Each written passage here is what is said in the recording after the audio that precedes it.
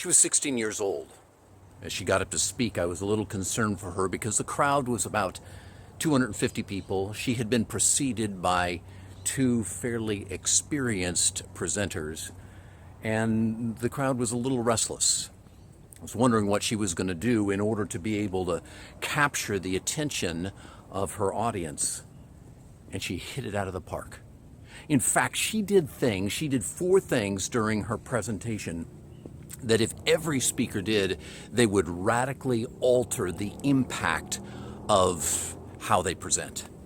So the very first thing that she did is, when she got up front, she didn't introduce herself. She didn't say, I'm so-and-so, or thank you very much for being here, or I'm nervous, or whatever it is that most of the speakers during that day had actually done. She just simply got up and started. She started with, the dirt road was a little bumpy. In fact, the six of us were crammed into a van that was filled with soccer balls and hula hoops, and we were preparing to put on a kids camp in India, and I was the one that was supposed to be leading it. Oh, I was so nervous. That's how she started.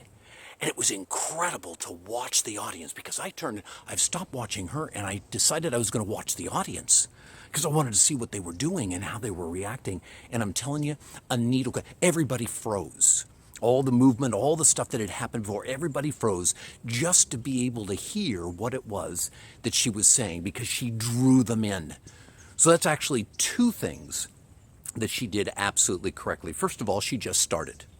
No introduction, no nothing. Her name was, up on the screen, and her name was in the program, but she didn't bother to introduce herself, so she just started. And the second thing that she did absolutely correctly was that she told a story to start. And a story is always one of those things that, it's just, it draws your audience in. And it captures people because they want to hear more. They want to listen to more. They want to know what it is that has happened. And she did it in such a way that literally everybody stopped. So she did those two things correctly. The third thing that she did absolutely spectacularly well was that she gave details in her presentation. She gave details in the story that she was telling, so that people could see it, taste it, touch it, feel it. They could identify with a crowded van. They could identify with hula hoops and soccer balls being all over the floor. And they could especially identify with, I was so nervous. I was filled with anxiety because I was supposed to lead it. Everybody could identify with that. She didn't end there. So as she continued to tell the story, she actually did something that I don't usually do, but she put two stories back to back. And I thought, whoa, how is this actually going to work? But this is how she did it. So after she told the story of them, of the people bouncing along the road and finally getting to the camp and going through the gates of the camp, and she got out and the kids came running to her, then she said, yeah, I was so nervous until I felt this little hand grab mine. And I looked down, and there was this sweet little 6-year-old girl, about yay tall, and she was looking up at me with these big brown black eyes, and her little hand reached up and grabbed mine, and that little girl shadowed me for the next 2 days as I led the camp, and my heart just went out to her, and I knew that God had something special for us to do. I just thought, and the entire audience, everybody is identified. They couldn't see the little girl exactly, in their mind's eye, but they could see enough of how she had described the little girl to absolutely be captured by who this little girl was, and the sense of touch of the hand and all the rest. So that was the third thing that she did right.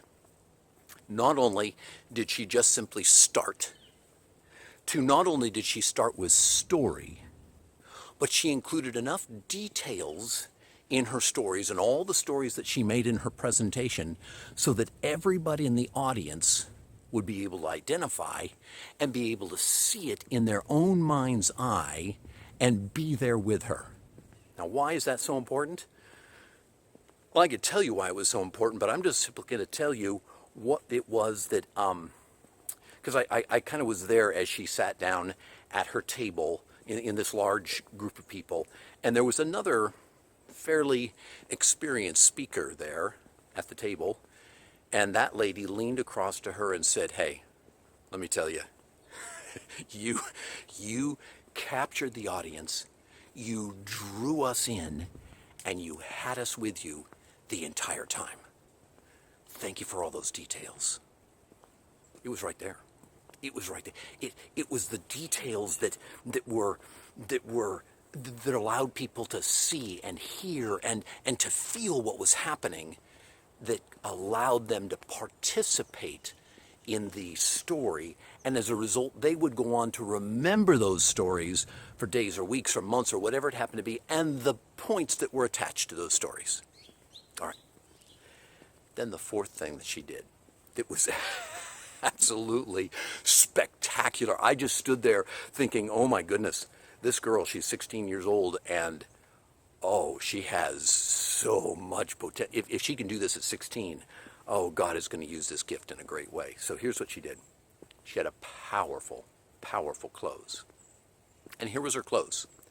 She got to the end and she said,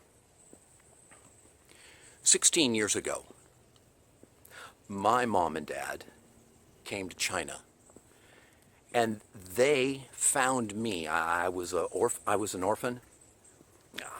I didn't have much hope. I didn't have much of a future, but they found me. They adopted me into their family. They loved me. They gave me hope. They gave me care. They surrounded me with everything that I needed, and now I have a fantastic life ahead of me. And she paused. She said, 5 years ago, this organization started this orphanage. And while they couldn't bring all of these orphans into their family, they brought family to these orphans.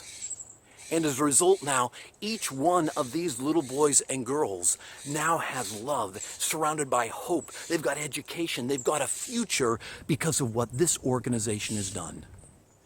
And ladies and gentlemen, you and I, all of us, can be a part of giving these kids a hope and a future as we participate with them and help them do what it is that God has called them to do.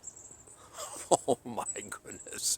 I had one person just say, oh my goodness, she just absolutely hit it out of the park. And she's not a professional fundraiser. She's not but she had a close that not only touched on her own personal life, but then drew everyone in the audience into the potential of what they could do in order to impact the future. So, while you may never be an orphan, you're either an orphan or you're not an orphan. Of course, all of us were orphans and adopted by God. But while you may never be able to tell a story about being an orphan, every single one of us should be looking for a strong close when we present the Word of God.